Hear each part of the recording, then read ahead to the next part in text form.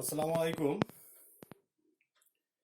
Class 6 এর ইতিহাসের ক্লাসে আজ তোমাদের পঞ্চম অধ্যায় খ্রিস্টপূর্ব ষষ্ঠ শতকের ভারতীয় উপমহাদেশ, এই পঞ্চম অধ্যায় আমাদের পড়ানো কমপ্লিট হয়েছিল তোমাদের পরীক্ষার আগে।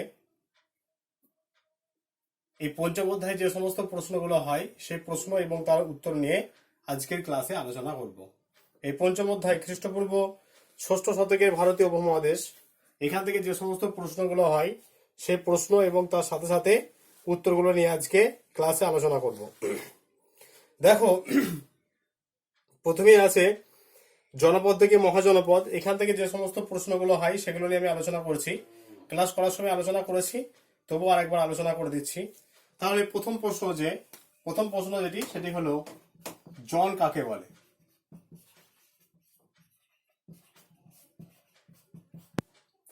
এক নম্বর প্রশ্ন, জন কাকে বলে। প্রাচীন ভারতে দেখো জন কাকে বলে, উত্তর হিসেবে তোমরা লিখবে যে প্রাচীন ভারতে গ্রামের থেকে বড় অঞ্চল, প্রাচীন ভারতে গ্রামের থেকে বড় অঞ্চলকে বলা হয় জন। তাহলে প্রাচীন ভারতে গ্রামের চেয়ে যে বড় অঞ্চল তাকে বলা হয় জন।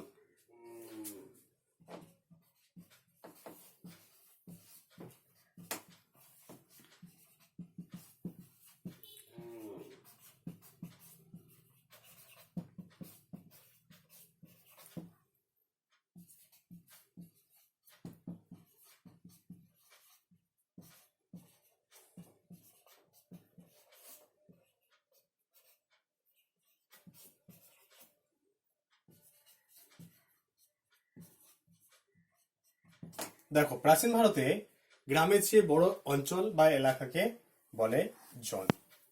ঠিক আছে, 2 নম্বরে আছে জন হলো, এরপর জনপদ কাকে বলে।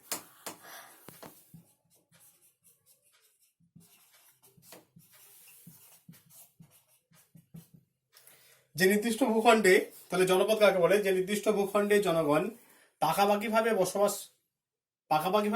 করে তাকে বলা হয় জনপদ। যে নির্দিষ্ট ভূখণ্ডে জনগণ পাকাপাকিভাবে বসবাস করে তাকে বলা হয় জনপদ।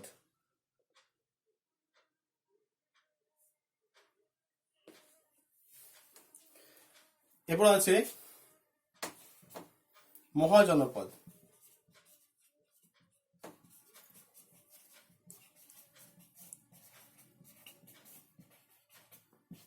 মহাজনপদ কাকে বলে।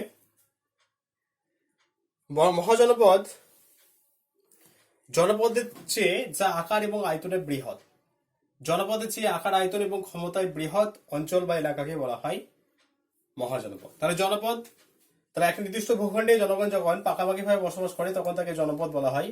আর মহাজনপদ, তাহলে মহাজনপদ নিশ্চয় জনপদের চেয়ে বড় হবে, তাহলে জনপদের চেয়ে আকার এবং ক্ষমতায় বৃহৎ যে অঞ্চল তাকে বলা হয় মহাজনপদ।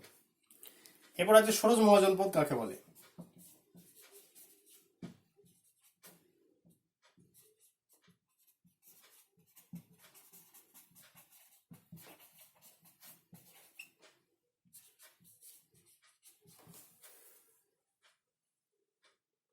ষোড়শ মহাজনপদ কাকে বলে, খ্রিস্টপূর্ব ষষ্ঠ শতকে মূলত উত্তর ভারতকে কেন্দ্র করে যে 16টি আঞ্চলিক রাজ্যের উদ্ভব ঘটেছিল তাদের একত্রে বলা হয় ষোড়শ মহাজনপদ।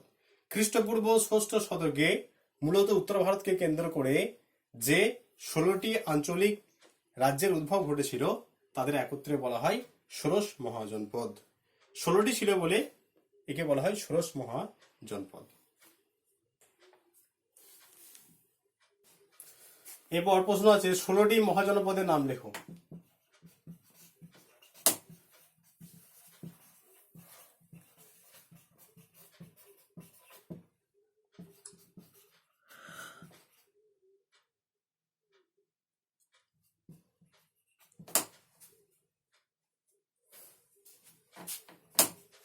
ষোলোটি মহাজনপদের নাম: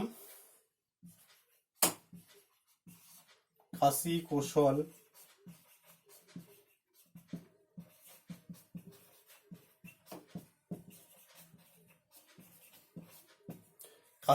অঙ্গ, মগধ, ব্রিজি, মল্ল,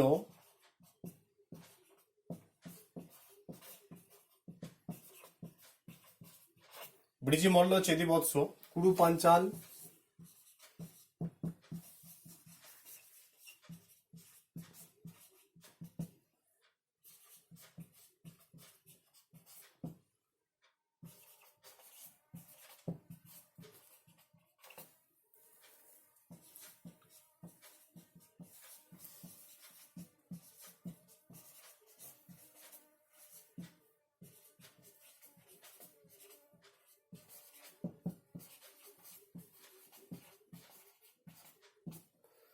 কাশী, কৌশল, অঙ্গ, মগধ, ব্রিজি মল্ল, চেদি বৎস, কুরু পাঞ্চাল, মৎস্য, সুরসেন, অসমক, অবন্তী, গান্ধার, কম্বোজ। তাহলে এটা হচ্ছে 16টি মহাজনপদের নাম। এবার এখান থেকে 2-3টে প্রশ্ন হয়, সেগুলো আমি আলোচনা করছি। এরপর 2টি প্রজাতান্ত্রিক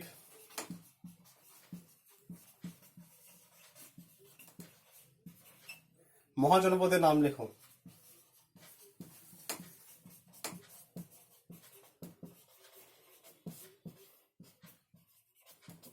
দুটি প্রজাতান্ত্রিক মহাজনপদের নাম ব্রিজি ও মল্ল।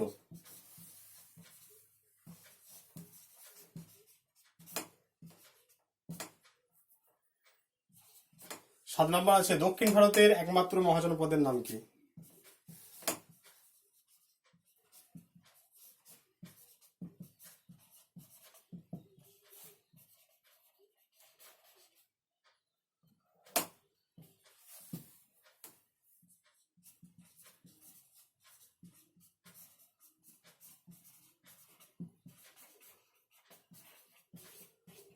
দক্ষিণ ভারতের একমাত্র মহাজনপদের নাম কি? দক্ষিণ ভারতের একমাত্র মহাজনপদের নাম হলো অসমক।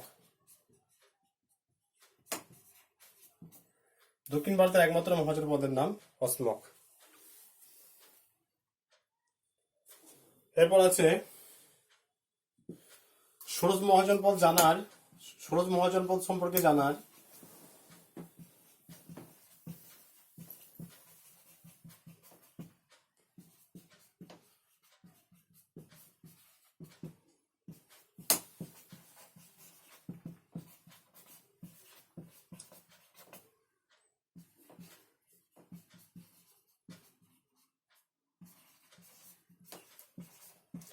ষোড়শ মহাজনপদ সম্পর্কে জানার প্রধান উপাদান কি কি? বৌদ্ধ গ্রন্থ,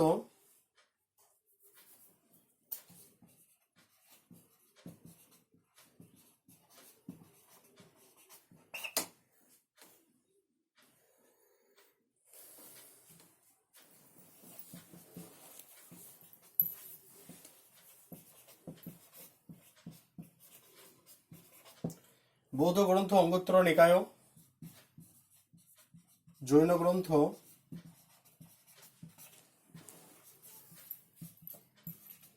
ভগবতী সূত্র আর ভারতীয় পুরাণ।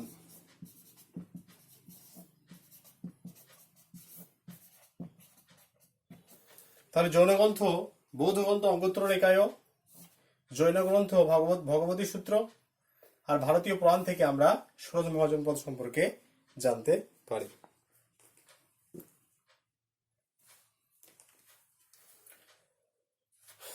নেক্সট আছে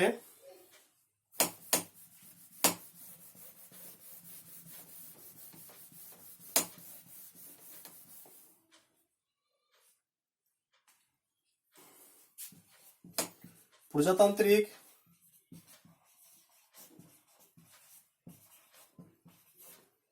ও রাজতান্ত্রিক মহাজনপদের মধ্যে পার্থক্য কি?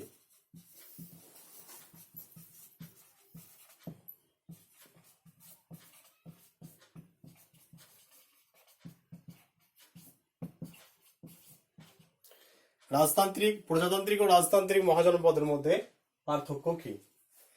দেখো, যেগুলো প্রজাতান্ত্রিক বা গণতান্ত্রিক যেগুলো মহাজনপদ, সেগুলো শাসন ব্যবস্থার ক্ষেত্রে জনগণ প্রত্যেকে অংশগ্রহণ করে বা জনগণের মতামত নেওয়া হয়।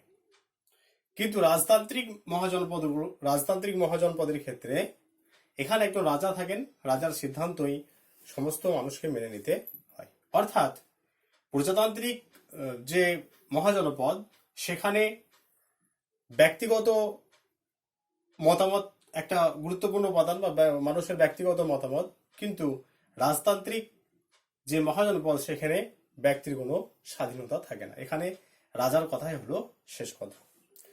আর 2 নম্বর হচ্ছে যে যেগুলো প্রজাতান্ত্রিক যেগুলো জনপদ, সে প্রজাতান্ত্রিক জনপদের করাদের ক্ষেত্রে একটা আলাপ আলোচনার মাধ্যমে রাষ্ট্রের উন্নতির ক্ষেত্রে যৌথভাবে সকলে কর দেয়, যদি প্রয়োজন থাকে, প্রয়োজন বিশেষে। কিন্তু রাজতান্ত্রিক যে মহাজনপদ, সেখানে রাজার ইচ্ছা অনুসারে সেখানে কর প্রদান করতে হয়। অর্থাৎ রাজতান্ত্রিক যে মহাজনপদ, সেখানে প্রজারা রাজাকে কর দিতে বাধ্য।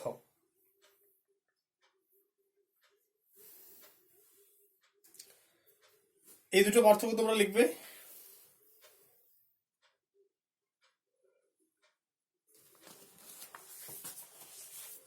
এরপর আছে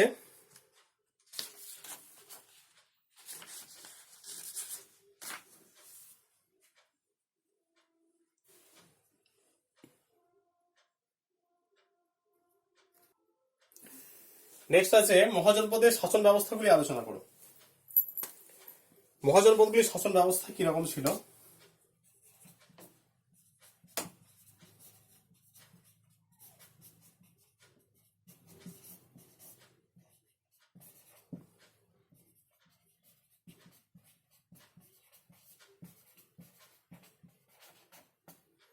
মহাজনপদগুলির শাসন ব্যবস্থা কিরূপ ছিল?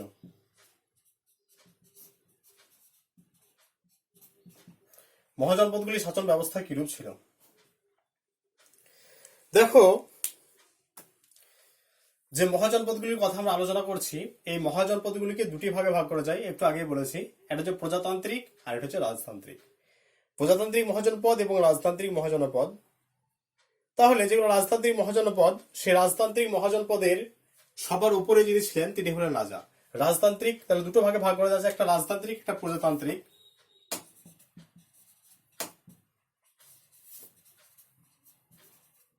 একটা হচ্ছে রাজতান্ত্রিক আর একটা হচ্ছে অরাজতান্ত্রিক বা প্রজাতান্ত্রিক।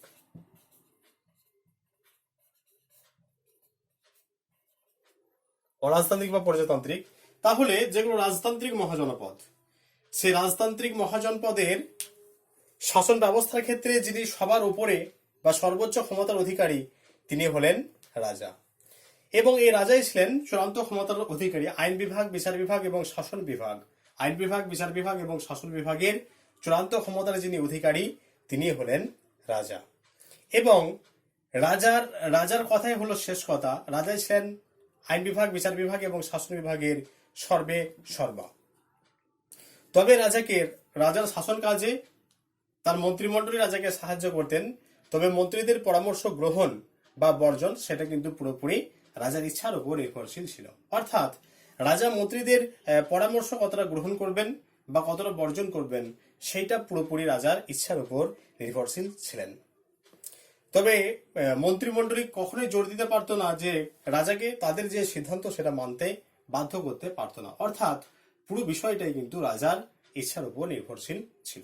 তাহলে যেগুলো রাজতান্ত্রিক মহাজনপদ, সে রাজতান্ত্রিক মহাজনপদের যিনি সর্বোচ্চ ক্ষমতার অধিকারী তিনি হলেন রাজা। রাজা হলেন আইন বিভাগ, বিচার বিভাগ এবং শাসন বিভাগের চূড়ান্ত ক্ষমতার অধিকারী। আইন বিভাগ, বিচার বিভাগ এবং শাসন বিভাগের চূড়ান্ত ক্ষমতার অধিকারী হলেন রাজা, এবং রাজার ইচ্ছা অনুসারেই আইন বিভাগ, শাসন বিভাগ এবং বিচার বিভাগ পরিচালিত হয়। তবে রাজাকে তার বিভিন্ন কাজের পরামর্শ দেওয়ার জন্য একটা দক্ষ মন্ত্রিমণ্ডলী ছিল। তবে মন্ত্রীদের পরামর্শ গ্রহণ বর্জন সেটা পুরোপুরি কিন্তু রাজার ইচ্ছার উপর নির্ভরশীল ছিল। অন্যদিকে যেগুলো অরাজতান্ত্রিক বা যেগুলো প্রজাতান্ত্রিক বা গণতান্ত্রিক মহাজনপদ, সেখানে যারা সাধারণ মানুষ বসবাস করতেন সকলের মতামতকে সেখানে প্রাধান্য দেওয়া হতো। আর এখানে গণরাজ্যগুলিতে বা যেগুলো অরাজতান্ত্রিক মহাজনপদ, সেই অরাজতান্ত্রিক মহাজনপদগুলিতে জনগণ একটা আলাপ আলোচনার মাধ্যমে কোনো বিষয়ে সিদ্ধান্ত নিতেন। এখানে সকলের মতামতকে প্রাধান্য দেওয়া হতো। সকলের যে মতামত, সে সকলের মতামতকে কিন্তু এখানে প্রাধান্য দেওয়া হতো। কিন্তু রাজতান্ত্রিকের ক্ষেত্রে রাজার কথাই ছিল শেষ কথা। আর অরাজতান্ত্রিকের ক্ষেত্রে যেটা প্রধান বিষয় সেটা হলো এখানে জনগণ কিন্তু একটা শাসন বিভাগের ক্ষেত্রে বা আইন বিভাগের ক্ষেত্রে একটা গুরুত্বপূর্ণ ভূমিকা পালন করেছিল এবং সকলের মতামতকে এখানে প্রাধান্য দেওয়া হতো।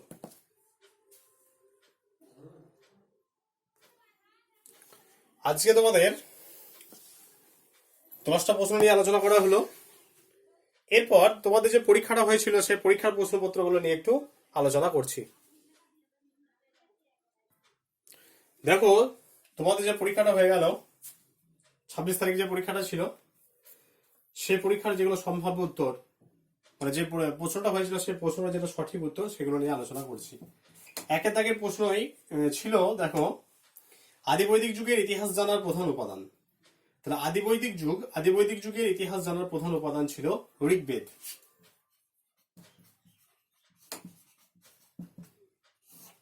2 নম্বর আছে মেগালিথ বলা হয় পাথরের সমাধিকে, বড় পাথরের সমাধিকে বলা হয় মেগালিথ।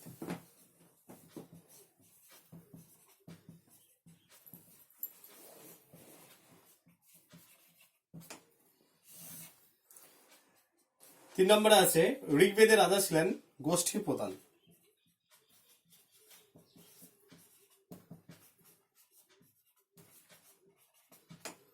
ঋগ্বেদের রাজা ছিলেন গোষ্ঠীর প্রধান। 4 নম্বরে আছে ইন্দো ইউরোপীয় ভাষা পরিবারের ভাষার সংখ্যা হলো 7টি।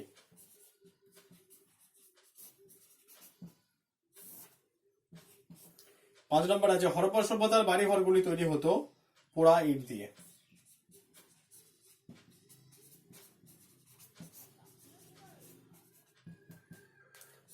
একটা দেখো, একটা হচ্ছে ঋগ্বেদ, 2টা পাথরের সমাধিকে বলা হয়, 3টা হচ্ছে গোষ্ঠীর প্রধান, 4টা 7টি, আর 5টা হলো পোড়া ইট দিয়ে।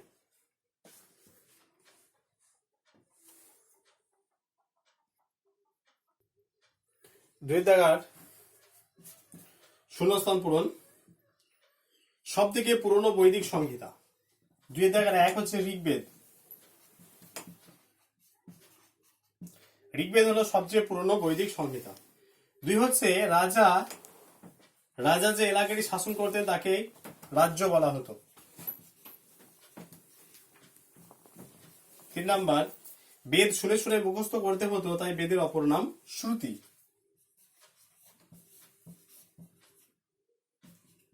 4 ছাত্রাবস্থায় গুরুগৃহে থেকে শিক্ষালাভ করাকে বলে ব্রহ্মচর্য।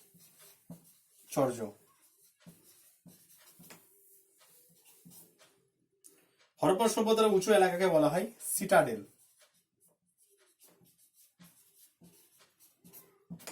তাহলে শূন্যস্থান পূরণের প্রথমটা হচ্ছে ঋগ্বেদ, তারপরটা হচ্ছে রাজ্য, তারপরটা শ্রুতি, তারপরটা হচ্ছে ব্রহ্মচর্য, তারপরটা হচ্ছে সিটাডেল।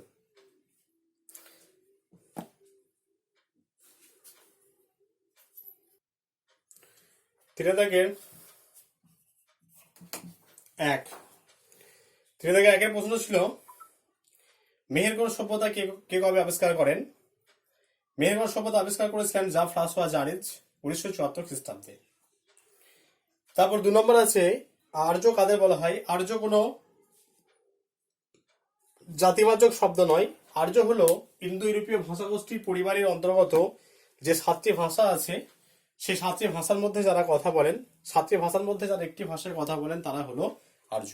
এই 7টি ভাষা হলো জার্মান, গ্রিক, গথিক, কেল্টিক, পার্সিক, সংস্কৃত এবং Latin. German, Greek, Gothic, Celtic, পার্সিক, সংস্কৃত এবং ল্যাটিন, এই 7টা ভাষার মধ্যে একটি ভাষায় যারা কথা বলে তারাই আর্য নামে পরিচিত। নেক্সট আছে 3 নম্বরে সপ্তসিন্ধু অঞ্চল বলতে কি বোঝায়?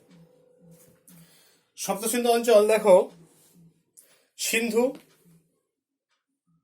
এবং তার 5টি উপনদী ইরাবতী, চন্দ্রভাগা, বিপাশা, বিতস্থা এবং শতদ্রু, ও সরস্বতী নদীর মিলিত স্থান সপ্তসিন্ধু অঞ্চল নামে পরিচিত। 10 রাজার 4 নম্বর প্রশ্ন আছে, 10 রাজার যুদ্ধের কারণ কি কি? 10 রাজার যুদ্ধের কারণ, দেখো 10 রাজার যুদ্ধে দুটো কারণ আমরা বলতে পারি। রাজা সুদাস তার প্রধান পুরোহিত বিশ্বমিত্রের পরিবর্তে বশিষ্ঠের পরিবর্তে বিশ্বমিত্রকে নিযুক্ত করেছিল। এতে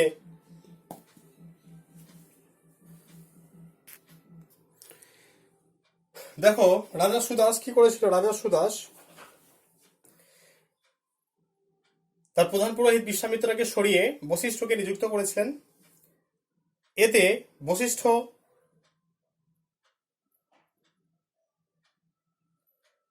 বিশ্বামিত্র কি করেছিলেন, অন্যান্য 10টি গোষ্ঠীর রাজাকে একত্রিত করে সুদাসের বিরুদ্ধে যুদ্ধ ঘোষণা করেছিলেন।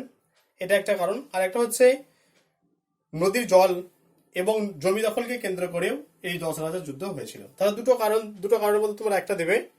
তাহলে রাজা সুদাস বিশ্বামিত্রাকে প্রধান পুরোহিত পদ থেকে সরিয়ে বশিষ্ঠকে নিযুক্ত করেছিল। এতে বিশ্বামিত্রা অন্যান্য 10টি গোষ্ঠী রাজাকে একত্রিত করে রাজা সুদাসের বিরুদ্ধে